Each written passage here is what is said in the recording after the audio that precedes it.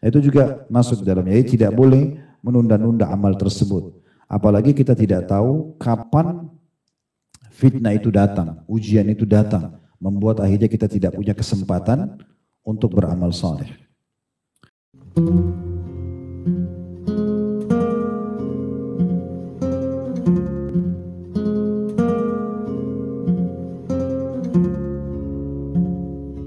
Bismillah, Assalamualaikum warahmatullahi wabarakatuh. Alhamdulillah, tidak pernah berhenti lisan kita memuji dan memuja Allah atas segala nikmat yang Allah limpahkan kepada kita. Kita akan masuk pada malam ini sebuah judul yang mungkin dianggap sederhana oleh sebagian orang, tapi masuk dalam kategori dosa besar. Sepertinya masih banyak teman-teman di luar bisa merapat lagi. Jadi duduknya jangan saf sholat tapi saf ta'lim. Bisa rapat-rapat. Ini perlu saya pakai bahasa Arab supaya bergerak atau gimana? Ya, rapat-rapat ikhwah sekalian. Masya Allah, banyak banget yang tobat ini ya.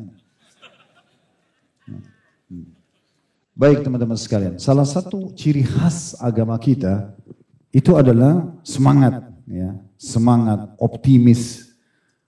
Kita dianjurkan dalam Islam tidak akan pindah ke satu tahapan yang lebih sederhana selama tahapan yang sempurna bisa. Contoh, kita tidak boleh sholat duduk dalam wajib sementara kita masih mampu berdiri. Kalau sudah tidak mampu baru duduk. Kalau tidak mampu baru tidur. Gitu kan? Ada sebuah pesan penting di situ. Bahwasanya memang kita diperintahkan untuk selalu melakukan sesuatu yang sempurna dan semangat. Belum lagi kita tahu hadis Nabi SAW, saya tidak suka dengan kalimat pesimis dan saya suka dengan al-fa'al. Dan waktu ditanya apa itu al-fa'al, kata Nabi SAW kalimat optimis. Saya bisa, saya mampu, selalu semangat. Hadis Nabi SAW yang sering kita sampaikan, bagaimana kalau di tangan seseorang dari kalian masih ada bibit tanaman dan dia tahu besok kiamat, tetap dia tancapkan. Bagaimana Abdullah bin Umar radhiyallahu anhu pernah menanam bibit pohon kurma sementara rambutnya sudah uban putih semuanya, jenggotnya putih, umurnya sudah sangat tua. Dan waktu ditanya kenapa Anda lakukan itu, beliau mengatakan kalau tidak bermanfaat untukku atau aku tidak bisa mengambil hasilnya, maka akan bermanfaat bagi orang sesudahku. Dan sekian banyak dalil berhubungan dengan masalah itu. Jadi ini salah satu ciri khas agama kita. Ada seseorang mu'allaf di negeri tetangga kita, saya nonton cuplikannya. Alasan dia masuk Islam, kenapa dia masuk Islam? Dia mengatakan saya menemukan kaum muslimin satu komunitas yang paling cepat keluar dari sebuah permasalahan. Dari kematian, kesedihan kematian, misalnya bangkrutnya usaha. Tidak saya temukan menurut dia orang yang seperti komunitas kaum muslimin. Karena memang agama kita mengajarkan kita tidak boleh putus asa. Ya. Sampai kata Nabi SAW, kalau sudah terjadi sesuatu, ucapkan qadarallahu ma syaa fa'al. Allah takdirkan dan Allah lakukan apa yang Allah inginkan. Dan jangan kalian buka pintu kalau seandainya, karena itu membuka pintu syaitan. Nah semua ini kalau kita rangkumkan sebenarnya menunjukkan memang dalam Islam kita dilarang untuk menunda-nunda sesuatu yang positif. Ya. Mungkin amal yang Anda tunda itu adalah amal terakhir. Kita coba dengarkan dulu beberapa pendapat ulama berhubungan dengan masalah ini ya. Seperti perkataan Ibnu Qayyim rahimahullah berhubungan dengan masalah ini. Beliau mengatakan sekedar berangan-angan tanpa realisasi. Ya. Innal mina ra'sul amwal mafalis. Ya. Sesungguhnya berangan-angan tanpa realisasi dasar dari harta orang-orang yang bangkrut. Jadi kalau dia cuma berangan-angan, mau berhasil, mau sukses, tapi sama sekali tidak ada upayanya, dia selalu menunda-nunda, besoklah saya baru coba mencari investor, besoklah saya baru mulai sholat duha, besoklah saya baru mulai murajaah, besoklah saya baru dan itu. Ini adalah tanda-tanda kebangkrutan. Orang ini akan kehilangan ya kesempatan yang sangat banyak. Sampai seorang penyair Arab mengatakan, tapi yang kurang lebih artinya dia mengatakan, siapa yang lebih tua darimu sehari dan dia memaksimalkan hari itu, maka dia lebih banyak pengalamannya. Siapa yang lebih tua sehari dan dia memaksimalkan, maka dia lebih banyak pengalamannya 100 hari dari kamu. Ya, jadi sudah banyak ketinggalan seseorang yang banyak menunda-nunda. Seorang penyair Arab juga mengatakan, wala tarji amal al-yawmi ila al-ghad, la'alla ghadan ya'ti wa anta faqidu. Jangan pernah kamu menunda-nunda amalan hingga esok hari. Karena bisa saja pada saat tiba esok hari, engkau sudah kehilangan peluangnya atau kehilangan kesempatannya. Dan dinukil dari Abu Ishaq rahimahullah, beliau mengatakan ada yang berkata kepada Abul Qais, ya, nasihatilah kami. Maka beliau mengatakan hati-hati dengan menunda-nunda, mengatakan nanti dan nanti. Al Hasan Basri rahimahullah berkata, hati-hati dengan sikap suka menunda-nunda. Ya. Engkau sekarang berada di hari ini dan bukan di hari esok. Jika hari esok tiba, engkau berada di hari tersebut. Dan sekarang engkau masih berada di hari ini. Jika esok tidak menghampirimu, maka engkau tidak akan menyesali hari ini. Maksudnya kalau dimaksimalkan. Dan tentu banyak sekali statement ulama salaf berhubungan dengan masalah ini. Sampai ada seorang kalangan tabi'in atau tabi'in yang masyhur namanya Abdul Malik. Dia memiliki banyak keturunan. Di antaranya keturunannya juga masyhur mengikuti ayahnya menjadi seorang alim yang bernama Abdullah bin Abdul Malik. Dia menukil statement yang menarik bagaimana ayahnya mendidik anak-anaknya. Dia mengatakan kami kalau dalam perjalanan bersama ayah kami, setiap kali kami sedang jalan di satu titik, maka ayah kami mengatakan bertasbihlah sampai ke pohon sana. Lalu kami bertasbih, entah sudah berapa jumlahnya. Kalau tiba di pohon itu ayah kami akan mengatakan bertakbirlah sampai ke pohon yang di sana. Lalu mereka bertakbir. Terus begitu agar tidak ada waktu yang ditunda-tunda atau amalan yang terlewatkan begitu saja. Jadi begitu luar biasanya mereka coba menjaga dan tidak menunda-nunda amal, ya, tidak menunda-nunda amal. Kecuali kalau kita punya udzur syar'i, itu berbeda. Baik, sekarang saya coba bacakan teman-teman sekalian apa sebenarnya efeknya kalau kita menunda-nunda amal-amal tersebut. Syekh Muhammad mengangkat di halaman 161 di buku ini sampai 166 kurang lebih, cukup banyak dalil yang diangkat dalam masalah ini. Di antaranya surah Al-Anfal ayat 25. Yang bunyinya wattaqu fitnatan la tusibanna alladziina zalamu minkum khassa wa'lamu annallaha syadidul iqab. Dan takutlah kalian terhadap fitnah atau musibah yang tidak khusus menimpa orang-orang zalim saja di antara kalian, dan ketahuilah bahwasanya Allah amat keras siksaannya. Ini bisa bermakna dua ayatnya. Yang pertama, ada orang yang melihat satu orang atau satu komunitas buat kemungkaran lalu dia mengatakan sudahlah saya nggak mau tegur, biarkan saja, gitu ya. Itu urusan mereka sama Allah. Ini nggak boleh, ya, tidak boleh. Karena dia harus mengingatkan kemungkaran itu walaupun semampu dia. Kalau bisa dengan tangan, power, bagus. Kalau nggak bisa dengan lisan, kalau nggak bisa dengan hatinya. Tapi tidak boleh dia membiarkan. Pernah kita sebutkan hadis Bukhari di mana Nabi SAW mengatakan Jibril pernah diutus oleh Allah mendatangi satu negeri kemudian akan menghukum negeri tersebut. Lalu kemudian ditemukanlah ada satu hamba Allah yang saleh di sana. Lalu Jibril kembali kepada Allah mengatakan, ya Allah ada hambamu si fulan yang saleh. Maka kata Allah subhanahu wa ta'ala, mulailah adab dari dia karena dia tidak pernah menyeru pada kebaikan dan melarang dari kemungkaran, gitu ya. Jadi bermakna itu. Berarti tidak boleh menunda untuk memberhentikan sebuah kemungkaran. Bermakna juga dari ayat ini adalah tidak boleh menunda amal-amal saleh sehingga kita terkategori juga dengan orang-orang yang zalim tersebut. Dan bisa kena hukuman dengan mereka. Kalau kita sama sekali tidak pernah menegakkan amar ma'ruf nahi mungkar, kita mau masuk surga sendirilah. Mau tetangga kita, teman kita, teman kos, teman kuliah, siapalah partner bisnis, semuanya itu berbuat kemungkaran dan kita biarkan, maka ini berbahaya sekali. Hadits muttafaqun alaih disebutkan, kata Nabi SAW, ya, kalau Allah mendatangkan satu hukuman kepada satu kaum, ya, maka Allah binasakan semua. Orang yang berimannya dan orang yang kesalahnya, ya, orang fasik atau orang kafirnya, lalu Allah akan bangkitkan nanti sesuai dengan amal mereka. Tapi di sini rincian ulama, orang beriman yang kena ini karena tidak pernah menegakkan amar ma'ruf nahi mungkar, gitu ya. Itu yang diceritakan tentang juga penduduk negeri Ilah, ya, di dalam Al-Quran tentang mereka yang diubah oleh Allah Subhanahu Wa Taala jadi kerah karena mereka dilarang memancing hari Sabtu, mereka mengakali itu dengan cara memasang jala di hari Jumat malam, mereka biarkan ikan masuk hari Sabtu, hari Ahad baru mereka panen. Nah, di situ terjadi 3 golongan di negeri Ilah ini. Ilah sekarang masuk di Palestina, ya, namanya Palestina. Jadi pada saat itu ada pengikut Nabi Musa AS tinggal di sana dan mereka dilarang mancing hari Sabtu. Kebetulan profesi mereka adalah nelayan, gitu ya. Maka Allah Subhanahu Wa Taala uji mereka. Hari Sabtu itu justru ikan-ikan pada datang tanpa mereka harus pergi ke tengah lautan untuk mencarinya. Bahkan sangat mudah untuk dijangkau oleh tangan-tangan mereka.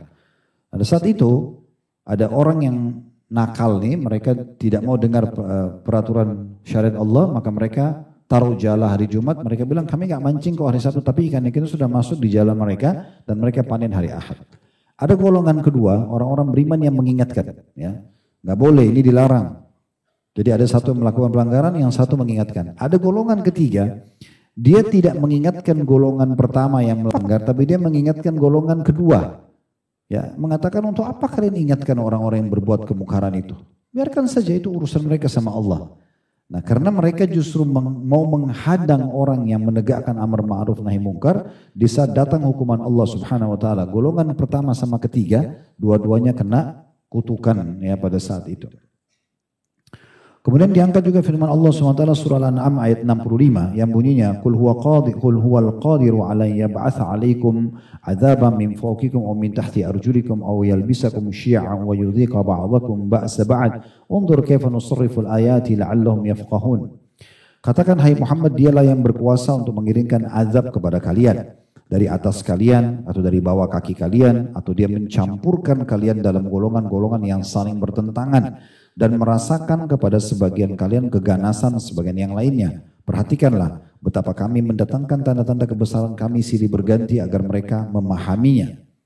Makna ayat ini ya, yang bisa kita ambil korelasinya dengan bahasan kita adalah kalau kalian terus menunda-nunda amal saleh sehingga kalian lalai, apalagi terus dalam perbuatan dosa, maka setiap saat bisa saja hukuman Allah datang. Nah, kasus menunda-nunda tadi. Ya. Kemudian beliau menguatkan ini dengan riwayat Ibnu Amr radhiyallahu anhum ajma'in. Dia berkata, kami bersama Rasulullah SAW dalam sebuah perjalanan. Kemudian kami singgah di sebuah tempat. Di antara kami ada yang memperbaiki kemahnya, ada di antara kami yang berlomba memanah, dan ada di antara kami yang berada di atas kendaraannya. Lalu penyeru Rasulullah SAW pun menyeru hadirilah salat yang mengumpulkan atau salatul jami'ah. Kemudian kami berkumpul kepada Rasulullah SAW dan beliau bersabda dalam sebuah hadis yang sedikit agak panjang, wa innahu lam yakun nabiyyun qabli illa kana haqqan alaihi ay yadulla ummatahu ala khairin ma ya'lamuhu lahum wa yunzirahum syarra ma ya'lamuhu lahum. Wa inna ummatakum hadhi ju'ila aqibatuha fi awwaliha wa sayusibu akhiraha bala'un wa umurun tunkirunaha wa taji'ul fitnatu fayuraffiqu ba'duha ba'dan wa taji'ul fitna fayaqulul mu'min hadhihi muhlakati thumma tankashifu wa taji'ul fitnatu fayaqulul mu'min hadhihi ومن أحب أن يزهزه عن النار ويدخل الجنة فلتأتي منيته وهو يؤمن بالله واليوم الآخر وليأتي إلى الناس الذي يحب أن يؤتى إليه ومن بايع إماما فأعطاه صفقة يده وثمرة قلبه فليطعه إن استطاع فإن جاء آخر ينازعه فاضربوا عنق الآخر رواه المسلم. Terjemahnya, sesungguhnya tidak ada seorang nabi pun sebelumku, melainkan kewajibannya untuk menunjukkan umatnya kepada kebaikan yang dia ketahui untuk mereka, dan memperingatkan mereka kejelekan yang dia ketahui untuk mereka, agar tidak terjerumus. Sesungguhnya umat kalian dijadikan keselamatannya pada awalnya, dan akhirnya akan ditimpa bala atau ujian dan perkara-perkara yang kalian ingkari. Akan datang satu fitnah, sehingga sebagiannya saling menaiki sebagian yang lainnya, yang sesudahnya akan menjadikan sebagian fitnah yang lain terasa ringan. Lalu datanglah fitnah, kemudian seseorang mukmin berkata, mungkin ini kebinasaanku. Kemudian fitnah itu terangkat dan fitnah yang lain pun datang. Lalu mukmin berkata lagi, mungkin ini atau ini. Maka barang siapa yang suka untuk dijauhkan dari neraka dan dimasukkan ke dalam surga, hendaklah dia didatangi oleh kematian dalam keadaan dia beriman kepada Allah dan hari akhir. Dan hendaklah dia mendatangi orang-orang yang Allah suka untuk didatangi kepadanya, maksudnya dengan cara baik. Barang siapa yang membaiat seorang imam, maka berikanlah kepadanya telapak tangannya dan buah hatinya atau sumpah yang murni.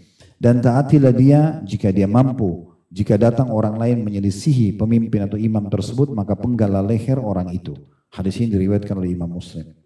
Hadis ini kita bagi menjadi beberapa faedah. Yang pertama, adanya informasi dari Nabi SAW tentang kewajiban semua nabi-nabi, yaitu menyampaikan semua amanah syariat, baik itu perintah mengerjakan perbuatan wajib ataupun sunnah hukumnya, dan juga mengingatkan tentang larangan, baik itu haram ataupun makruh kepada umatnya, Masalah mereka terima tidak terima itu bukan tugasnya nabi-nabi. Tugas mereka kata Allah SWT kepada Nabi Muhammad SAW, ma'alaika ilal balagh, tugasmu hanya menyampaikan. Ya. Begitu juga Nabi SAW menyampaikan waktu Ibrahim alaihissalam diperintahkan oleh Allah untuk menyampaikan panggilan haji buat manusia.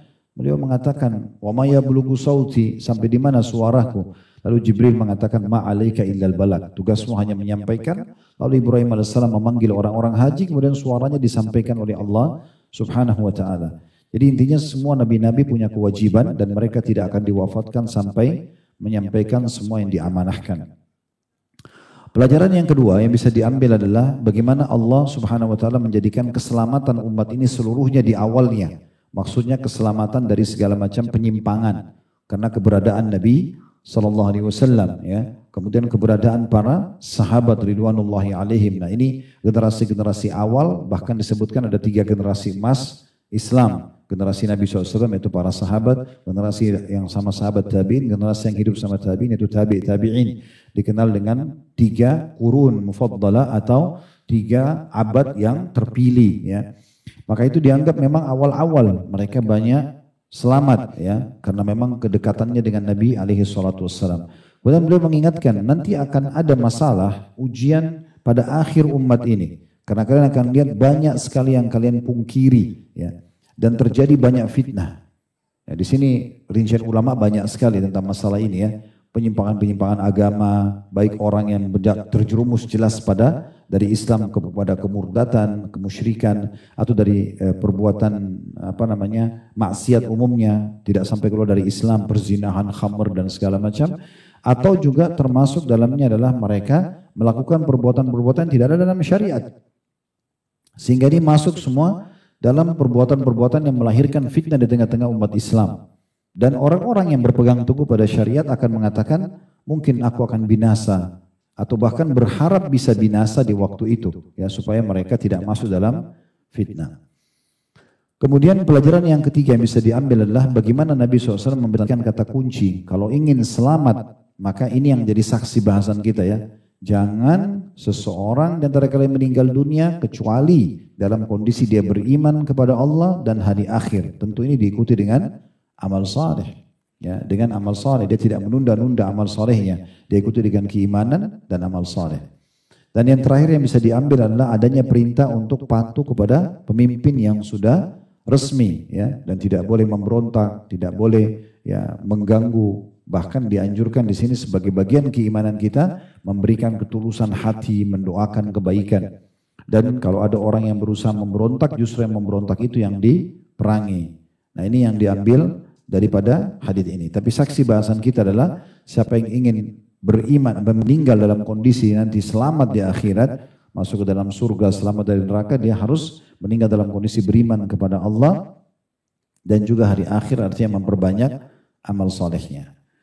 Dari selanjutnya yang mengingatkan kepada kita juga tidak boleh menunda-nunda amal yang diangkat oleh penulis adalah hadis riwayat Muslim dari hadis Abu Hurairah radhiyallahu anhu secara marfu atau sampai kepada Nabi SAW, badiru bil amali fitanan ka qita'il lailil mudlim yusbihu ar-rajulu mu'minan wa yumsihu kafira wa au yumsi mu'minan wa yusbihu kafira yabi'u dinahu bi aradin minad dunya.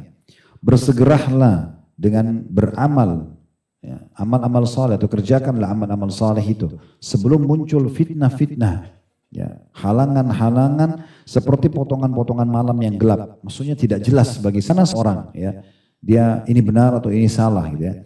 Di mana seseorang pada pagi hari beriman, kemudian pada pagi hari beriman, kemudian pada sore hari dia menjadi kafir. Atau pada sore hari dia beriman, pada pagi harinya dia menjadi kafir. Jadi dia bisa beriman di pagi hari, sore kafir, atau sore dia beriman, paginya menjadi kafir. Itu semua alasannya karena menjual agamanya demi sebuah bagian dari kepentingan dunia saja. Potongan hadis yang pertama, badiru bil amal, ya, segera beramal saleh. Ini berarti ada perintah untuk tidak menunda-nunda amal, ya. Jadi dimulai dari amal wajib di sini tentunya. Sudah kita berikan tadi beberapa contohnya. Nanti insya Allah di bahasan dosa besar yang akan datang itu kita bahas khusus tentang masalah menunda sholat dari waktunya, ya. Sengaja saja nunda-nunda, nanti aja, duhur misalnya, pas azan asar baru mau sholat. Nah ini yang Allah mengatakan fawailun lil musallin, kecelakaan dan kebinasaan, siksaan bagi orang-orang yang sholat, alladzina an sholatim sahun, mereka lalai dari sholat-sholat mereka. Contohnya, itu juga masuk dalamnya. Jadi tidak boleh menunda-nunda amal tersebut. Apalagi kita tidak tahu kapan fitnah itu datang, ujian itu datang, membuat akhirnya kita tidak punya kesempatan untuk beramal saleh.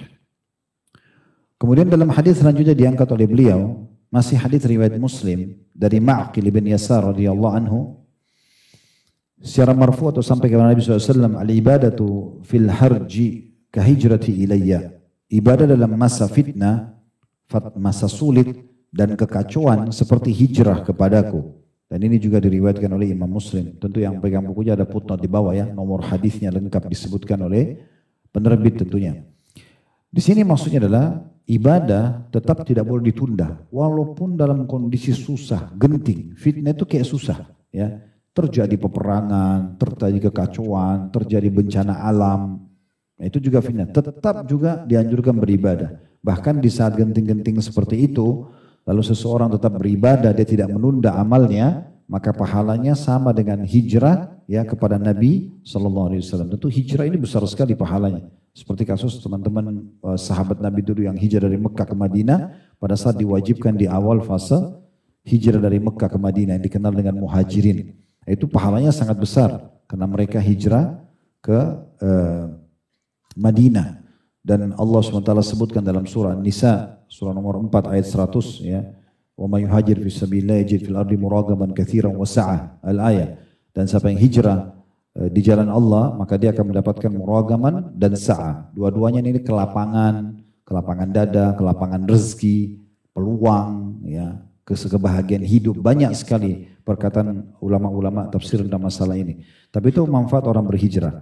Dan juga bagaimana Nabi SAW berkata kepada Amr bin As radhiyallahu anhu pada saat beliau masuk Islam, beliau kasih syarat, saya mau syarat ya Rasulullah. Kata Nabi SAW, apa syaratnya? Diampuni dosaku. Maka Nabi SAW tersenyum sambil mengatakan, apakah kau belum tahu hai Amr, bahwasanya dengan masuk Islam dosa-dosa yang lalu diampuni. Kemudian beliau sebutkan, begitu juga orang yang hijrah ya akan mengampuni dosa-dosa yang sebelumnya, dan haji juga mengampuni dosa-dosa sebelumnya. Jadi memang di sini diberikan keutamaan bagi orang yang tetap tidak menunda amalnya di saat-saat genting, apalagi kalau lagi di saat santai gitu ya, maka itu akan mendapatkan pahala yang sangat besar. Selanjutnya dalam riwayat Bukhari Muslim dari hadis Hudzaifah radhiyallahu anhu bahwa Umar berkata, siapakah di antara kalian yang hafal dengan sabda Rasulullah SAW tentang fitnah-fitnah, adanya halangan-halangan nanti yang membuat orang susah untuk beribadah? Maka Hudzaifah berkata, aku. Maka dia pun berkata, ayo sebutkan, sungguh engkau sangat kuat menghafalnya. Karena biasanya hadis tentang fitnah ini, apalagi fitnah akhir zaman itu panjang-panjang. Maka Hudzaifah berkata, aku mendengarkan Nabi SAW bersabda, fitnatul rajulu fi ahlihi wa mali wa waladihi wa jarihi tukaffiruha as-salatu was-siyamu was-sadaqatu wal amru bil ma'ruf wan nahyu 'anil munkar. Faqala laisa hadhi urid. Innama uridu allati tamuju ka mawjil bahar. Faqultu ma laka wa laha ya amiral mu'minin. Inna bainaka wa bainaha baban muglaq atau muglaqa. Faqala yuftahu al-bab aw yuksar. Qultu bal yuksar. Qala dhalika ajdaru alla yuglaq. Faqultu li Hudzaifah akana Umaru ya'lamu manil bab? Qala na'am kama ya'lamu anna duna gadin layla. Inni haddathtuhu hadithan laysa bil aghalid. Fahibna an nas'alahu min amanil bab faqulna limasruqin as'aluhu fasa'alahu faqala Umar. Ini cukup panjang riwayatnya, terjemahannya adalah kata Nabi SAW, fitnah atau ujian seseorang pada keluarganya akan datang nanti masa di mana seseorang tersibukkan dengan keluarganya sehingga dia kerepotan untuk mengerjakan ibadah, atau tersibukkan dengan hartanya, bisnisnya, sampai dia lupa majelis ilmu, dia tunda sholat dan segala macam, atau anak-anaknya, atau bahkan tetangganya. Dan itu sebenarnya masih bisa dimaafkan kalau seseorang tetap menjaga sholatnya, puasanya, sedekahnya, amar ma'rufnya dan nahi mungkarnya. Maka Umar ini yang jadi saksi bahasan di sini ya. Lanjutan hadis ini sebenarnya adalah penulis ingin menukil lengkap riwayatnya, tapi saksi bahasan kita di sini artinya jangan sampai menunda-nunda amal soleh termasuk di masa-masa genting, masa fitnah sedang terjadi. Kemudian Umar berkata, bukan hadis itu yang aku inginkan. Aku hanya ingin hadis tentang fitnah yang menggoncangkan seperti ombak samudra. Maksudnya ada hadis Nabi yang menjelaskan nanti akan terjadi peperangan, akan terjadi kekacauan, akan terjadi dan itu. Saya ingin hadis itu yang seperti ombak yang datang menyerang umat ini gitu. Maka Hudzaifah mengatakan, ada apa antara anda dan fitnah itu, wahai Amir Mukminin? Sesungguhnya antara anda dengan fitnah itu ada sebuah pintu yang tertutup. Jadi sebenarnya Hudzaifah sama Umar dua-duanya saling faham nih. Yang lain orang banyak tidak faham tentang masalah yang dimaksudkan di sini. Maka Umar berkata, apakah pintu itu akan terbuka sendiri atau dirusak? Maka kata Hudzaifah, dirusak. Kemudian Umar berkata, kalau begitu pintu itu pantas untuk tidak tertutup lagi. Nah, supaya saya ringkaskan saja, yang dimaksud dengan pintu di sini adalah kematian Umar radhiyallahu anhu. Karena memang selama Umar hidup, maka tidak ada fitnah terjadi di tengah-tengah umat. Setelah Umar meninggal dunia, terjadilah prosesi pembunuhan Utsman, munculnya kaum Khawarij, terjadi peperangan di antara Ali dan Muawiyah, Ali dengan Aisyah, pasukan yang dikenal dengan pasukan Jamal, itu kisah panjang. Dan seterusnya itu karena terjadi atau terjadinya setelah meninggalnya Umar radhiyallahu anhu. Makanya Hudzaifah bilang, untuk apa anda bertanya itu Amir Mukminin? Sementara antara anda sama fitnah itu nanti ada pintu. Umar sudah paham kalau itu dirinya. Maka Umar tanya, pintu itu dirusak? Maksudnya saya nanti dibunuh atau memang terbuka sendiri? Saya mati biasa aja. Maka kata Hudzaifah, dirusak. Umar sudah paham itu. Maka kata Umar, kalau begitu sudah pantas pintu yang dirusak itu tidak bisa ditutup lagi. Kemudian kata perawi, aku bertanya kepada Hudzaifah, apakah Umar mengetahui siapa pintu itu? Hudzaifah mengatakan, iya, sebagaimana dia mengetahui bahwa malam adalah sebelum besok siang. Maksudnya sebagaimana ini malam, ini datang sebelum besok pagi. Pasti malam dulu baru besok pagi. Seperti terangnya orang tahu setelah malam besok pagi, begitu Umar tahu siapa pintu itu. Kemudian dikatakan, sesungguhnya aku menceritakan hadis ini kepadanya semisal hadis yang tidak tersembunyi atas Umar. Kemudian kami perawi merasa segan untuk bertanya kepada Hudzaifah siapakah pintu itu. Dan kami berkata kepada Masruq, salah satu tabi'in, tanyakan Hudzaifah. Kemudian dia pun menanyakan kepada Hudzaifah dan Hudzaifah mengatakan pintu itu adalah Umar. Tapi ini kisah yang terakhir tadi saya bilang panjang lebar, itu pelengkapan riwayat. Yang kita ingin titik beratkan, itu bersabda Nabi SAW, sungguhnya ya tadi ya fitnah terjadi ya, dan harusnya seseorang menjaga sholatnya dan ibadah-ibadahnya. Selanjutnya hadis riwayat Muslim diangkat juga oleh beliau dari hadis Abu Bakar radhiyallahu anhu secara marfu atau sampai kepada Nabi SAW, innaha satakunu fitan ala thumma takunu fitnah al-qa'idu fiha khairu minal mashi wal mashi fiha khairu minas sa'i ilaiha ala fa idza nazalat aw waqa'at faman kana lahu ibilun falyulhaq bi ibilihi atau falyalhaq bi ibilihi wa man kanat lahu ghanamun falyalhaq bi ghanamihi wa man kanat lahu ardun falyalhaq bi ardihi. Faqala rajul ya Rasulullah ara'aita man lam yakun lahu ibilun wala ghanamun wala ard qala ya'midu ila sayfi fayaduqqu ala haddihi bihajarin thumma liyanju in istata'a an-najah. ثم قال اللهم هل بلغت قالها ثلاثا فقال رجل يا رسول الله أرأيت إن أكرهت حتى ينطلق بي إلى أحد الصفين فيضربني رجل بسيفه أو يجيء سهم فيقتلني قال يبوء بإثمك وإثمه ويكون من أصحاب النار. Terjemahannya kata Nabi SAW, akan terjadi fitnah-fitnah, akan banyak nanti fitnah yang terjadi yang membuat mungkin orang lalai dari amal-amal saleh. Maka jangan tunggu itu terjadi. Di waktu masih lowong kayak sekarang, cuaca bagus, negara aman, dan segala macam ibadah segera.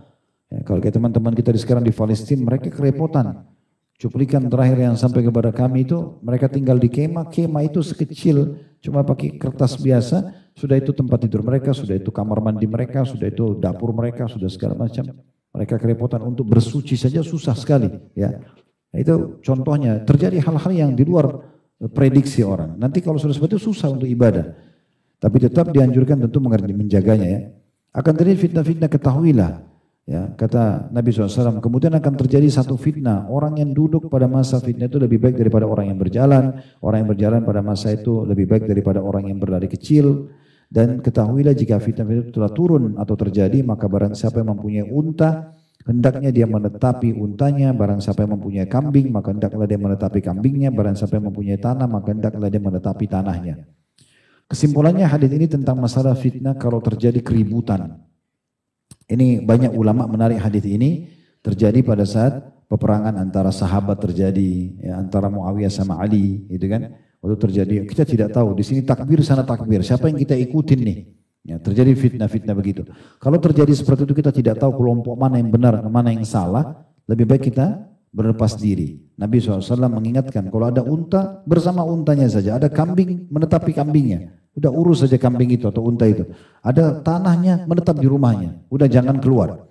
Seorang sahabat mengatakan, ya Rasulullah, apa pendapat anda tentang orang yang tidak punya unta, tidak punya kambing, tidak punya tanah? Kata Nabi SAW, dia pergi kepada pedangnya, kemudian dia memukulkan bagian tajam pedangnya pada sebuah batu. Kemudian dia lari dengan segera jika dia mampu. Maksudnya tidak ikut-ikutan dalam fitnah itu. Ya, ada orang biasa gitu tawuran misalnya, ikut-ikutan main serang sana sini hanya karena fanatik kelompok, tidak paham. Mungkin dia salah, mungkin dia benar, tidak tahu kita, tidak jelas ya. Maka jangan ikut-ikutan dengan hal seperti itu. Lalu seseorang bertanya, wahai Rasulullah, apa pendapat anda jika aku dipaksa hingga aku dibawa ke salah satu dari dua barisan pasukan untuk berperang? Mau nggak mau? Ya. Kemudian seseorang membunuhku dengan pedangnya atau datang satu anak panah hingga akhirnya membunuhku.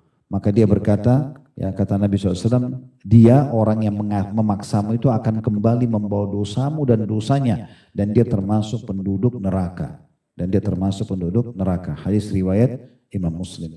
Kalau kita ambil sebenarnya benang merah dari riwayat ini adalah bagaimana seseorang itu menghindari ya fitnah-fitnah yang bisa membuat dia terlalaikan dari ibadah, gitu kan? Karena fitnah-fitnah terjadi di masa-masa fitnah, kita tidak tahu mana benar mana salah, sudah fokus saja ibadah. Bahkan ada hadis yang menganjurkan kita memperbanyak waktu di rumah kalau tidak ada sesuatu yang mendesak ya untuk keluar, walaupun fitnah sedang tidak terjadi. Sehingga kita selamat dari bahayanya orang dan orang pun selamat dari bahaya kita. Kalau ada hajat silakan majelis ilmu, mendesak cari nafkah, apalah segala macam, ke rumah sakit mungkin. Tapi kalau tidak, membuang-buang waktu di luar rumah sehingga tidak ada manfaatnya, bahkan bisa membahayakan orang atau kita kena bahayanya orang lain, ini termasuk adalah larangan di dalam syariat Allah Subhanahu wa taala. Kemudian beliau mengangkat dalil terakhir dalam buku ini, hadis riwayat Abu Daud dari Sa'ad radhiyallahu anhu, tepatnya ini Sa'ad bin Abi Waqqas. Ya.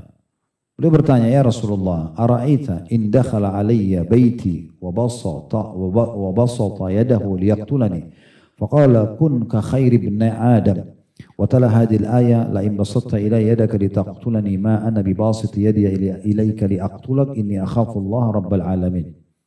Wahai Rasulullah, bagaimana pendapat anda jika ada seseorang yang masuk ke rumahku dan membentangkan tangannya untuk membunuhku? Maka di masa-masa fitnah itu, sedang terjadi fitnah, ada orang begitu. Maka kata Nabi SAW, jadilah engkau seperti salah satu dari dua anak Adam yang paling baik. Kisah Qabil dan Habil. Ya.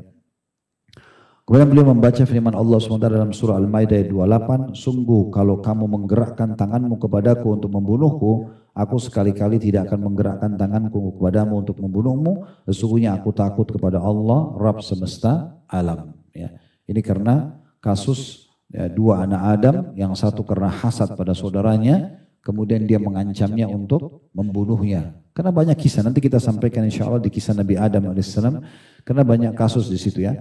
Masalah sedekahnya yang diterima oleh Allah, sementara adiknya diterima, dia tidak diterima. Pernikahan ya dengan wanita saudara mereka, waktu itu masih ada pernikahan ya dengan saudara karena belum ada manusia selain mereka, menikah dengan saudari yang lebih cantik misalnya, maka membuat hasad, akhirnya dia mengancam saudaranya untuk membunuh. Tapi adiknya sangat bijaksana karena dia tahu kalau dia melawan membunuh nanti malah jadi masalah ya, nanti malah jadi masalah buat dia. Maka dia pun mengatakan, kalau kau ingin membunuhku saya tidak akan melawan, saya berharap ya kau akan mencatat mengambil dosa dari sisi Allah Subhanahu wa taala. Maka dia selamatkan dirinya. Ini kebetulan hadis ini diangkat di dalam masalah fitnah, namun kita bisa tetap menarik benang merahnya dalam masalah menunda-nunda amal. Artinya kalau selama masih ada kesempatan beramal, lakukanlah. Jangan sampai masa-masa genting nanti sulit untuk beribadah, baru kemudian kita tidak memaksimalkannya. Nah di sini cukup banyak juga hadis penguat ya. Sampai sini dalilnya terakhir yang diangkat oleh penulis. Ada hadis Nabi SAW tentang kita disuruh memaksimalkan masa muda ya, sebelum tiba masa tua, masa sehat sebelum tiba masa sakit, ya, gitu. Masa kaya sebelum tiba masa miskin. Semua ini menandakan memang kita harus memaksimalkan kesempatan. Mungkin sekarang kesempatannya belum tentu sama dengan yang akan datang. Saya pernah berbagi kisah ini, saya ingatkan kembali. Satu waktu saya pernah menjenguk sahabat ayah saya di Makassar. Dua-duanya sudah meninggal, ayah dan juga beliau sudah meninggal, rahimahumullah semuanya. Saya berkunjung ke rumah itu karena biasanya kalau ke Makassar dulu, waktu ayah saya masih itu, saya sering temani beliau. Beliau mau kemana, saya temanin, coba ke temannya, ke memenuhi hajatnya ke pasar dan seterusnya lah. Maksudnya pasar itu toko-toko yang dibutuhkan. Satu waktu kami datang ke temannya dan temannya itu diketeter karena kencing, sering keluar air kencing, jadi pakai alat gitu ya, di atas ranjang. Sambil ngobrol saya dengarkan, orang tua ngobrol saya dengarkan, kecuali kalau saya ditanya baru saya respon gitu ya, sebagai bentuk penghormatan terhadap mereka. Pas azan asar, saya pamit, maaf, saya bilang Ami, saya panggil Ami paman, saya pamit dulu untuk ke masjid sholat. Dia bilang silakan, ada masjid dekat sini, saya ke masjid dekat rumah. Selesai sholat saya balik. Waktu saya balik ke situ, beliau mengucapkan kata-kata saya selalu jadikan pegangan sampai sekarang ya. Bagaimana perkataan ini sebenarnya harus diambil pelajaran. Ya, kata-kata hikmah, mungkin dia tidak bermaksud apa-apa, tapi bisa kita jadikan sebagai hikmah buat kita. Dia mengatakan, nak dulu waktu saya masih muda seperti kamu, saya tidak pernah juga tinggalkan masjid. Tapi sekarang keadaan saya sudah begini. Saya udah gak bisa buat apa-apa. Kalau mau kondisi sakit, gak bisa lagi gitu kan. Terus saya berpikir menunggu pada saat itu, iya ya, kenapa harus menunggu yang kita tidak pernah tahu. Mungkin beliau tidak pernah tahu di umur itu akan diketeter atau akan stroke atau apalah ya. Jadi mumpung masih ada kesempatan, kenapa kita tidak maksimalkan? Kenapa kita tidak beribadah? Kenapa harus ditunda-tunda ibadah itu? Sementara memang peluangnya masih ada. Dan berapa banyak kesempatan kita untuk bersedekah misalnya, orang miskin selalu kita tunda. Udahlah nanti aja. Bisikan syaitan mengatakan masih ada orang di depan sana mungkin yang lebih butuh. Padahal mungkin orang ini terakhir, mungkin berapa langkah setelah itu meninggal dunia, kan gitu. Kita meninggal dunia atau dia meninggal dunia, hilang peluang itu. Padahal di detik itu bisa dicatat ya kesempatan amal itu. Ini juga saya pernah berbagi cerita tapi saya ingatkan lagi karena sering saya jadikan pelajaran gitu. Banyak sekali peluang-peluang ibadah. Masalahnya ibadah ini kalau luput dari kita sekali, kita nggak bisa perbaikin ya. Kalau tadi misalnya sholat maghrib ini ada orang yang masbuk 1 rakaat. Mohon maaf ikhwah-ikhwat sekarang kalau memang kebetulan memang ada di antara anda yang seperti tadi karena saya tidak lihat di belakang. Tapi kalau misalnya ada yang luput 1 rakaat tadi, masbuk. Kemudian dia berharap bisa mendapatkan pahala dari awal takbiratul ihram pertama imam misalnya. Karena ada hadis Nabi SAW, siapa yang tidak ketinggalan 40 hari takbiratul ihram imam maka dia akan selamat dari kemunafikan dan api neraka. Kan gitu. Maka dia berharap supaya kembali, nggak bisa. Dia bahkan tidak bisa nego sama imam kembali ke takbiratul ihram supaya saya tidak masbuk. Dan akan dicatat di buku amal dia sudah terlambat di sholat maghrib, di hari itu, di tempat itu selamanya sampai hari kiamat. Nggak bisa diperbaiki. Ini salah satu penyebab orang kalau kadang-kadang suka menunda-nunda atau menganggap remeh. Maksudnya kan supaya tidak telat, ya uduk jauh sebelum azan. Jangan tunggu azan, ngobrol kosong dulu sama temannya, nanti azan baru dia mau uduk. Ya pasti kehilangan sholat qobliyah, kehilangan doa antara azan dan iqamah, kehilangan saf awal kalau laki-laki itu keutamanya besar, kehilangan takbiratul ihram pertama imam. Banyak sekali luput dari dia. Takbiratul ihram pertama imam sudah dicatat pahala oleh malaikat, iftitah lewat, al-fatihah lewat, dan itu banyak sekali pahala yang lewat. Dan ini kan beda sekali pahala itu contohnya. Saya pernah begitu, kedatangan tamu di rumah di Condet, seorang ikhwah, dia bertamu kemudian kami ngobrol, subhanallah saya luput mengikuti perkembangan waktu itu transisi, kalau tidak salah baru datang dari safar, jadi saya tidak ikut, saya pikir waktu azan duhur itu jam 12 lewat 10, dia mundur sebelum jam 12 sudah azan. Saya ngobrol, mikrofon masjid dekat rumah, kebetulan mati, tidak nyala gitu, terus saya tunggu sampai jam 12.10 kok belum azan. Saya bilang sama dia, akhi kita ke masjid aja dulu. Saya boncengan motor sama-sama. Pas tiba di masjid, masuk di pintu masjid, imamnya sudah sujud rakaat pertama. So, saya Sambil jalan ke pertama itu sambil saya introspeksi diri. Subhanallah, ini luput dan tidak bisa saya perbaiki ini. Satu kali takbiratul ihram yang luput ini. Dan rakaat pertama ini akan dicatat sampai hari kiamat. Khalid Basalamah ini telat satu rakaat di salat itu. Tidak bisa diperbaiki. Itu bahayanya ya. Sehingga harus lebih jeli lagi kita memperhatikan masalah ini. Sa'id bin Musayyib rahimahullah. Kalau saya nukil lembar-lembaran hidup beliau itu luar biasa. Saking pekahnya peduli supaya jangan tertunda dari dia amal soleh. Sampai dia menceritakan saya tidak pernah. Bukan dari bab riya ya. Tapi dia menceritakan pengalaman, dia mengatakan saya tidak pernah ketinggalan takbiratul ihram selama 40 tahun. Bukan 40 hari, 40 tahun. Dan dia mengatakan selama 40 tahun saya tidak pernah melihat kecuali pundak imam. Imam di sini dia di belakangnya 40 tahun. Imam Allah Akbar, dia Allah Akbar. Jadi saking pekahnya dia menjaga ya, dan tidak menunda amal tersebut. Begitu juga dengan bab sedekah. Saya pernah keluar di kampung Melayu habis pengajian. Begitu selesai pengajian ada satu ibu gendong anaknya. Kelihatan memang orang miskin, susah gitu. Azan, saya karena dengar azan pikiran saya sederhana, mau kejar. Sholat dulu di masjid itu. Lalu saya bilang sama ibu itu, nanti habis sholat ya bu ya. Dia diam saja, saya pergi. Habis sholat qabliyah, ba'diyah dan seterusnya, habis sholat duhur, saya pulang. Kembali ke situ mau naik ke mobil, cari ibu itu sudah nggak ada. Tiba-tiba saya merasa bersalah. Kenapa tadi saya nggak bantu orang ini ya? Saya naik mobil 3 kali mutar di lokasi yang sama, itu nggak ketemu ibu itu. Gak ada. Lalu saya menyesal, saya mengatakan subhanallah, memang berapa detik sih ngorek kantong ambil uang kasih ke ibu itu? Kan tidak terlalu lama jedahnya. Kita bukan sedang mau bacain buku yang lama misalnya. Cuma ngorek kantong, kasih uang, habis itu kita jalan. Tidak ketinggalan juga harusnya. Tapi kesempatan itu hilang. Mungkin antum mengatakan ada kesempatan sedekah lagi kesempatan orang. Iya, tapi orang ini di detik itu Allah sedang berikan kita kesempatan untuk bersedekah pada dia.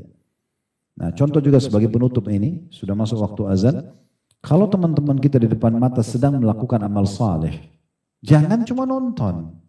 Contoh misalnya antum lagi naik mobil sama teman di lampu merah, ada orang miskin minta, misal. Kemudian teman antum buka jendela kaca, dia ingin memberikan sedekah. Kebanyakan kita kalau ada di sebelahnya buat apa? Berpikir, ya sudah, kan dia sudah bantu. Ya, dia sudah bantu, sudah dicatat sebagai amalnya. Antum bagaimana? Masa diwakili sama dia? Kan tak mungkin. Artinya dia dicatat pahala, antum tidak. Harusnya antum kalau raih peluang, bagaimana antum mendahului dia meraih pahala? Oh itu orang miskin kita bantu yuk. Antum yang ajak dia supaya dia lebih dulu mau bersedekah, lalu antum titipin sekalian, tidak apa-apa. Nah itu benar. Kalau cuma nonton saja orang, ini apa gunanya? Atau juga berbangga-bangga dengan amal orang lain. Itu teman kos-kosan saya luar biasa, selalu sholat malam. Itu temanmu. Ibuku itu selalu muraja Al-Quran habis subuh. Ayahku gak pernah tinggalin sholat di berjamaah di masjid. Itu orang tuamu. Kamu mana ini? Gitu kan. Bangga dengan amal orang lain gimana ceritanya? Makanya seorang penyair mengatakan, laisal fata man yaqulu kana abi kada wa kada. Bukan seorang anak muda yang cerdas, bijaksana mengatakan dulu ayahku begini dan begitu. Itu ayahmu gitu kan. Walakinal fata man yaqulu ha anadza. Tapi seorang yang cerdas yang mengatakan ini loh saya. Tunjukkan amal kita gitu kan. Dan kesempatan sekali lagi amal soleh tidak terulang. Maka jangan ditunda-tunda.